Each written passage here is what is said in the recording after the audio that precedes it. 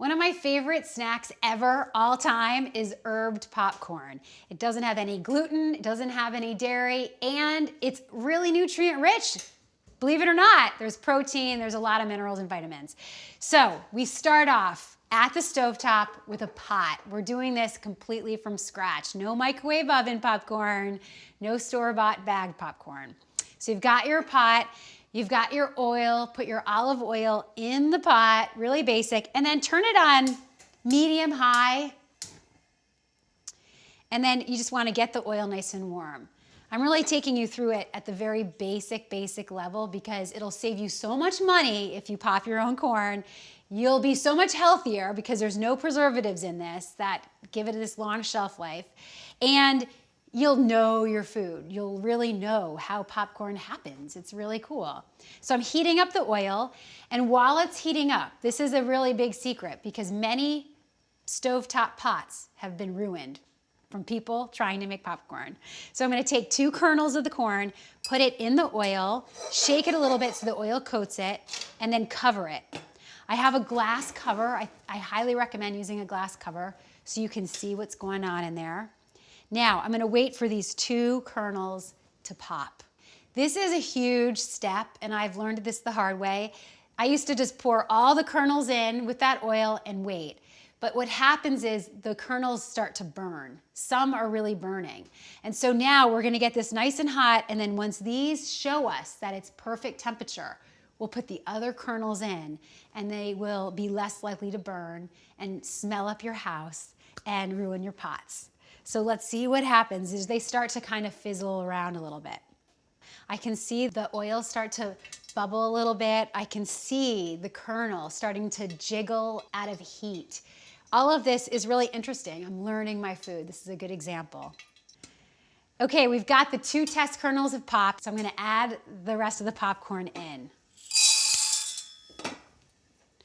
Now I add the rest of the popcorn in. Again, I shake it just to coat it with the oil. It'll make it more consistent. It'll all be coated with oil, which is important. The oil does help it not burn as fast, so it's a little safety net. And then I still have it on a pretty high heat, but I just turned it down just a little bit. It's gonna start getting hot in here, and I'm gonna start seeing all the kernels pop.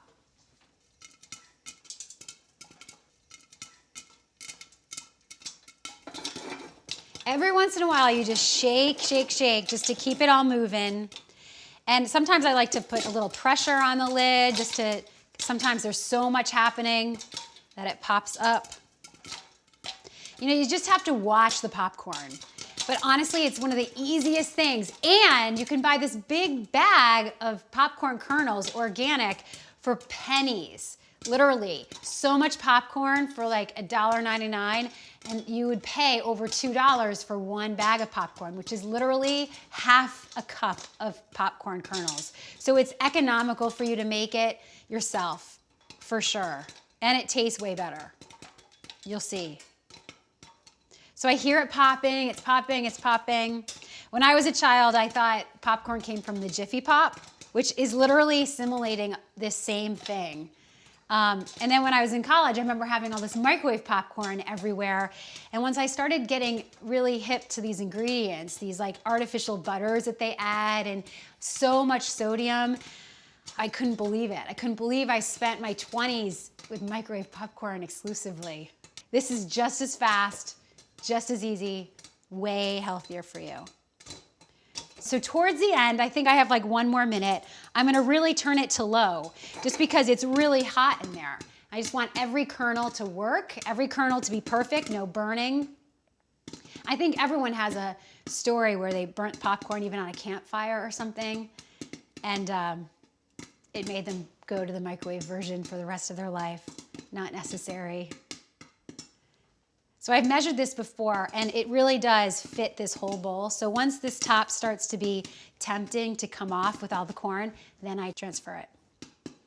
So now it's almost done. I'm gonna completely turn off the heat. I can hear it. I'm hearing it's not popping as frequently. It's all good. It looks like beautiful, fluffy, yellow. Awesome. Okay, so now I'm just gonna let a little bit of steam out.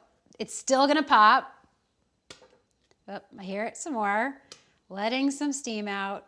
Okay, so this pretty much popped almost, I would say 98% of the kernels. There was gonna be every once in a while a kernel left behind, that's okay. So there we go. So now I'm gonna transfer this into this bowl. All right. Now here gets the good stuff. So we've got the olive oil, we've got the popcorn. I'm gonna put a little bit of parsley, dried parsley, all over. You probably have this already in your herb drawer. I'm gonna add dried basil. Sweet basil is really great, but any basil you have is great. Again, these are just dried, they're not cooked. So they have their antioxidants, they have a lot of flavor, a lot of minerals and vitamins. And then I mixed here just regular sea salt and garlic salt. So the garlic salt adds so much flavor and you need a lot less salt than you would. But garlic salt is another way to add so much flavor and an aroma. All right, so I put the lid on. This is my popcorn bowl with the lid, and I just shake it, shake it, shake it. I turn it around. You could drizzle with olive oil on top. I choose not to. I don't need the parsley to absolutely stick on every piece. I just want it to have the aroma, and every bite has something. And then I take it off, and it's delicious. Yum. Again, healthy cooking, healthy eating, healthy living. You really enjoy this, and it's good for you, and it's a snack. It's pretty innocent. That's it, my herb popcorn.